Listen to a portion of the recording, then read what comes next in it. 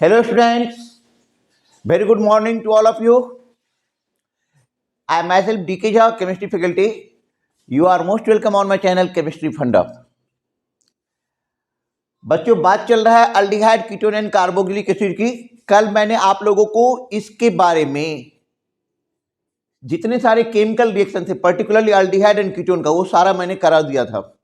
कल के लेक्चर आप लोग देखो, उसको बार बार देखो, बार बार रिवाइज करो, क्योंकि एक बार करने से तुम भूल भी सकते हो। उसको बार बार देखते रहो, बार बार रिवाइज करते रहो। ठीक है, आज हम आगे बढ़ते हैं। इसके बाद बेटा प्रॉब्लम ये आ रहा है कि हमारे पास इनटेक्स्ट क्वेश्चन है। उसके जस्ट बाद जो इनटेक्स्ट क्वेश्चन है, इनटेक्स्ट क्वेश्चन क्या कह रहा है कि arrange them in increasing order of their reactivity, arrange them in increasing order of their reactivity in nucleophilic addition reaction. इसमें दो पार्ट्स है। पहले मैं फर्स्ट पार्ट का क्वेश्चन का डिस्कशन कर लेता हूं, फिर सेकेंड पार्ट पे आऊंगा।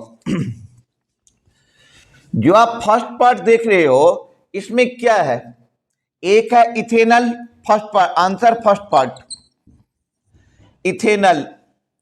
तो इथेनल आपका क्या हो गया, CH3 CHO, this is ethanal. अच्छा, प्रोपेनल क्या है, इसको 1 मान लो, ए मान लो बेटा, ए। प्रोपेनल हो गया आपका CH3 CH2 CHO, this is propanal.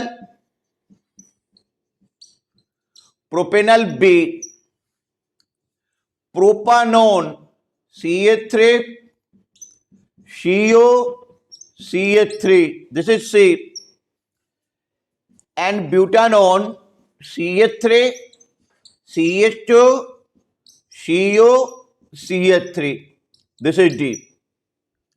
ठीक है, ये हमारे पास ऑप्शन है जो आपको दिखाई दे रहा है।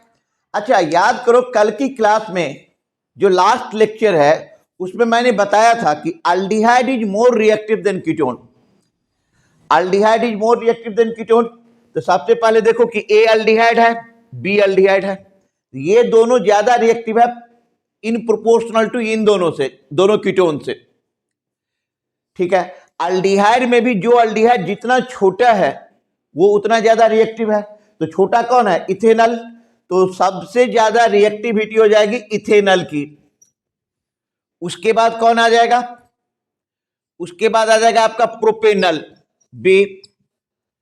अब यहां पे कीटोन में देखो, ये है प्रोपानोन 3 कार्बन वाला, एंड दिस इज ब्यूटानोन, इसमें 4 कार्बन है। तो ये छोटा कीटोन है तो इसकी रिएक्टिविटी उसके बाद सी देन डी। तुम पूछोगे सर आपने कैसे जज किया, मैंने यहां पे 2 फैक्टर कंसीडर किया। I am considering 2 factors here, steric factor and electronic factor. Steric factor और इलेक्ट्रॉनिक फैक्टर के बारे में कल मैंने reactivity of aldehyde and ketone में बता रहा था आपको। तो इस हिसाब से ये जज हो गया कि सबसे ज्यादा रिएक्टिव हो गया इथेनल, फिर प्रोपेनल, उसके बाद आ जाएगा सी मतलब एसीटोन या प्रोपानोन, और ये ब्यूटानोन। नीचे में लिख लो आप, increasing order of reactivity, increasing order of reactivity, increasing order of reactivity, note करो आप लोग। ठीक है बच्चों, तो आपने ए पार्ट नोट कर लिया है। चलो अब हम बी की डिस्कशन कर रहे हैं। तो चलो इसको मैं हटा देता हूं, आप नोट कर लिए होंगे।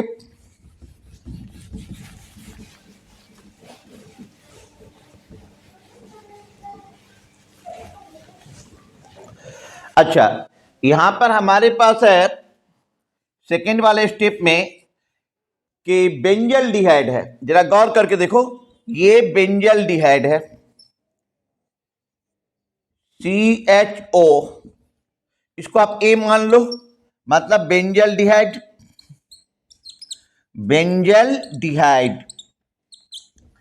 ठीक है, सेकेंड आपके पास क्या है, पारा टोल्यूलर डिहाइड। तो अल्डिहाइड ले लो, ठीक है, अल्डिहाइड हमने ले लिया, और पैरा पोजीशन पे CH3 लगा दीजिए आप। इसका नाम हो गया पैरा टॉल्युलल्डिहाइड, दिस इज बी। सी में आपके पास है पैरा नाइट्रोबेंजल्डिहाइड, हमने ये ले लिया बेंजल्डिहाइड, एंड पैरा पोजीशन पे आपको नाइट्रो ग्रुप आ रहा है, पैरा नाइट्रोबेंजल्डिहाइड। एसीटोफिनोन, एसीटोफिनोन का मतलब हो गया COCH3, इसको मान लो D, ये हो गया एसीटोफिनोन, एसीटोफिनोन। अच्छा, इसका नाम हो गया पैरा नाइट्रोबेंजल्डिहाइड, पैरा नाइट्रोबेंजल्डिहाइड। ठीक है, अब हमें इसको अरेंज करना है। अरेंज देखो, रिएक्टिविटी को भी अरेंज करना है और न्यूक्लियोफिलिक एडिशन कह रहा है क्वेश्चन कि arrange them in increasing order of their reactivity in nucleophilic addition reaction. Nucleophile attack करने के लिए आएगा, तो जिसका कार्बन पे जितना ज्यादा पॉजिटिव चार्ज आएगा उसकी रिएक्टिविटी उतनी ज्यादा होगी, और जिसके कार्बन पे जितना कम पॉजिटिव चार्ज रहेगा इस क्वेश्चन के लिए उसकी रिएक्टिविटी उतना कम होगी। आप गौर करके देखो, ये नॉर्मल बेंजल्डिहाइड है, यहां पे CH3 ग्रुप है, देने वाला ग्रुप है, हाइपर कंजुगेटिव इफेक्ट भी है, यहां पे लिख भी देता हूं कि हाइपर कंजुगेटिव इफेक्ट भी है, हाइपर कंजुगेटिव इफेक्ट। यहां पे NO2 ग्रुप लगा हुआ है, ये इलेक्ट्रॉन ड्रॉवर है, ये है इलेक्ट्रॉन ड्रॉवर, इलेक्ट्रॉन ड्रॉवर। और यहां पर जो CO ग्रुप है इसमें एक बेंजीन रिंग लगा हुआ है और एक CH3 देने वाला लगा हुआ है। ये आप लोगों को सोचना पड़ेगा अब कि अब हम इसका आंसर कैसे करें। तो सबसे पहले आप यहां पे गौर करो कि सबसे ज्यादा रिएक्टिविटी कहां पे होगा, जिसके कार्बन पे ज्यादा पॉजिटिव चार्ज आ गया, तो NO2 ग्रुप ड्रॉवर है, NO2 ग्रुप क्या है, ड्रॉवर है, तो सबसे ज्यादा रिएक्टिविटी इसका होगा।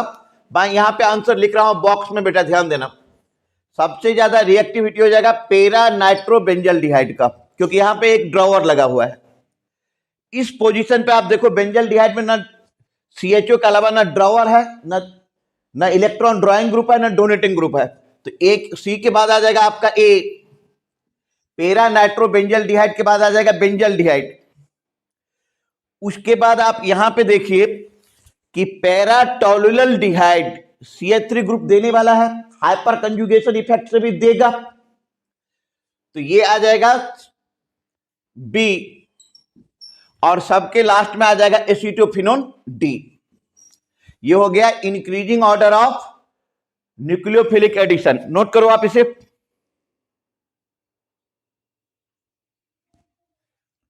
नोट कर लो बेटा, इसे स्क्रीनशॉट भी ले सकते हैं।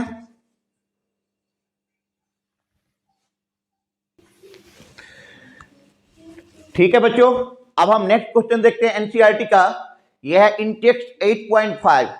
8.5 में क्या बता रहा है कि ये जो रिएक्शन है, कल हमने आपको लास्ट लेक्चर में बताया था कि reaction with ammonia and it's derivatives, ammonia के साथ रिएक्शन करना है और उनके डेरिवेटिव्स के साथ भी। तो ये देखो क्या बनेगा, ये डबल बॉन्ड चला जाएगा, डायरेक्ट आप प्रोडक्ट लिख सकते हैं, तो यहां पे हो जाएगा C double bond N, sorry, यहां पे आप डायरेक्ट प्रोडक्ट लिख सकते हैं। तो याद होगा कि कल जो मैंने तुम लोगों को रिएक्शन बताया था, तो रिएक्शन बताया तो उसमें जैसे NH2OH है, इसको घुमा करके लिख दो आप H2NOH, तो ये आपका H2O चला गया, तो C double bond NOH oxygen बन गया। अच्छा, ये है आपका 2 साइक्लोहेक्सानोन। साइक्लोहेक्सानोन को आपको रिएक्शन कराना है 2,4 डाइनाइट्रोफिनाइल हाइड्रोजन से। यस, तो यहां पे हो जाएगा आपको, ये दोनों चला गया and it will give you C double bond N N H,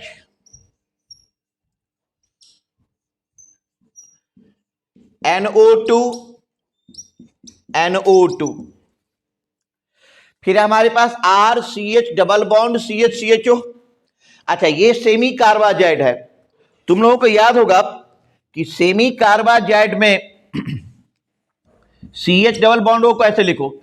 semi carbazide का जब रिएक्शन मैंने लास्ट लेक्चर में बता रहा था, उस समय मैंने बोला था कि NH2 ग्रुप के बगल में CO लगा हुआ है, इधर से नहीं जाएगा H2O, इधर से नहीं जाएगा H2O, लेकिन इधर NH2 NH तो इस साइड से जाएगा। ये डबल बॉन्ड O को इस दोनों H2O से लगा करके निकाल दो और यहां पे बन जाएगा RCH double bond CH CH double bond N NH CO NH2, मतलब सेमी कार्बाजोन बन जाएगा। ये है एसीटोफिनोन और ये डबल बॉन्ड हो और इस H2O को निकाल दो, तो यहां पे आपका आ जाएगा, ये देखो CH3 double bond N CHO CH3। तो 8.5 का इंटेक्स्ट भी हो गया। कर लो आप इसे, नोट डाउन करें। हेलो स्टूडेंट्स, तो हमारा अल्डिहाइड कीटोन का टॉपिक हो गया, लेकिन एनसीईआरटी के हिसाब से इस पूरे चैप्टर का नाम है aldehyde ketone and carboxylic acid. तो कार्बोक्सिलिक एसिड का जो पहला सेक्शन है वो क्या है, ये नोमेनक्लेचर एंड स्ट्रक्चर के बारे में है। तो ठीक है, RCOOH ग्रुप, ये हमारा क्या होता है, ये एसिड होता है। RCOOH group, this is carboxylic acid, carboxylic acid. अब देखो, इसका जो IUPAC नेम होगा, IUPAC नेम इसका होता है अल्केनोइक एसिड। मैंने यहां पे लिखा भी हूं, इसका जो IUPAC नेम होता है ये क्या होता है, अल्केनोइक एसिड। अच्छा, कॉमन नेम में थोड़ा बहुत का डिफरेंस है। अब यहां पे देखो कि HCOOH, बेटा एक कार्बन है फॉर्मिक एसिड, लेकिन एक ही कार्बन है तो अल्केनोइक, तो बिथेनोइक एसिड, ये हो जाएगा CH3COOH एसिटिक एसिड। क्योंकि दो कार्बन एटम है तो ethanoic acid. Propionic acid CH3CH2COOH, ये हो जाएगा propanoic acid. CH3CH2CH2COH butyric acid, this is butanoic acid. और IUPAC में कॉमन नेम इसका ध्यान रखना, आइसोब्यूटारिक एसिड।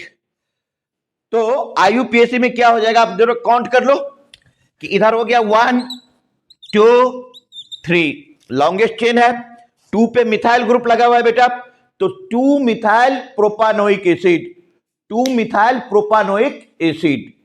Note down.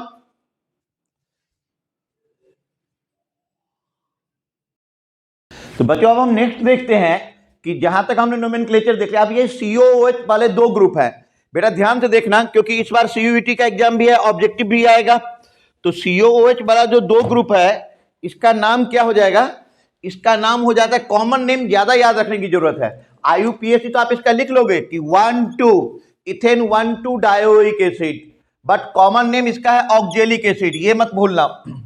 अच्छा, इसी में देखो COOH CH2 COOH, तो ये हो जाएगा propane dioic acid, propane dioic acid, या इसका कॉमन नेम थोड़ा ध्यान पे रखना है मेलोनिक एसिड।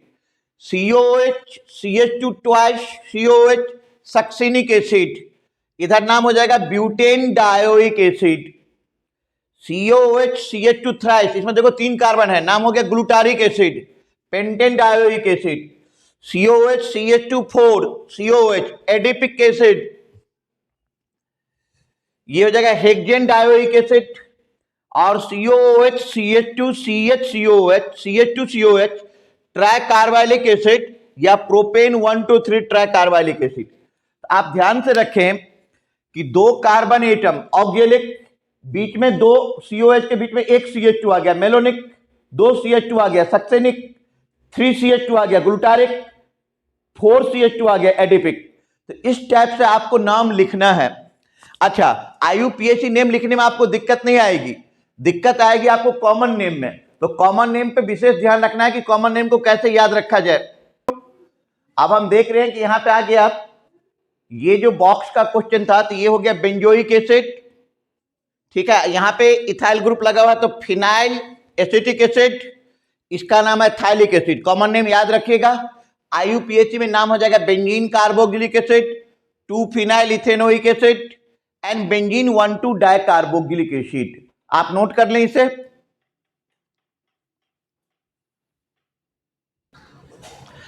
हेलो बच्चों, अब IUPAC पे जो है ये हमारा इंटेक्स्ट क्वेश्चन 8.6 है। इंटेक्स्ट क्वेश्चन में देखो ये है PHCH2CH2COH। कह रहा है आपकी आप IUPAC नेम लिखे, कैसे लिखोगे? ये फंक्शनल ग्रुप है तो कार्बन कितना हो गया 1, counting will be started from that side which give minimum number of position 1 2 3। 3 पे क्या लग गया है? 3 पे आपका लगा हुआ है फिनाइल, तो 3 phenyl propanoic acid. Very good. अब यहां पे देखो सेकेंड क्वेश्चन पे, ये है 1, ये है 2, ये है 3 और ये है 4। तो आप क्या देख रहे हैं कि 3 पे क्या लगा हुआ है? मिथाइल। 2 पे क्या लगा हुआ है? इन। और 1 पे क्या लगा हुआ है? Carboxylic acid. तो 3 methyl but 2 en oic acid, 1 oic acid. अच्छा, अब इस क्वेश्चन पे गौर करके देखो CH3 वाले पे, यदि ये यहां पे नहीं रहता बेटा तो इसका क्या नाम हो जाता? Cyclopentane carboxylic acid. अब ये यहां पे है तो काउंटिंग शुरू करो 1 2, तो 2 methyl cyclo 2 methyl cyclo hexane कर दो, इसको हेक्सेन कर दो, 2 methyl cyclo hexane carboxylic acid. और इसका नाम हो जाएगा आपका 2,4,6 ट्राइनाइट्रो बेंजोइक एसिड, 2,4,6 ट्राइनाइट्रो बेंजोइक एसिड। तो ठीक है, ये इस टाइप से आपका नोमेनक्लेचर कंप्लीट हो गया। अब हम चर्चा करेंगे आगे प्रिपरेशन ऑफ कार्बोक्सिलिक एसिड का। जस्ट इस लेक्चर के साथ ही वो वीडियो भी आपको मिल जाएगा। तब तक के लिए थैंक यू। ओके।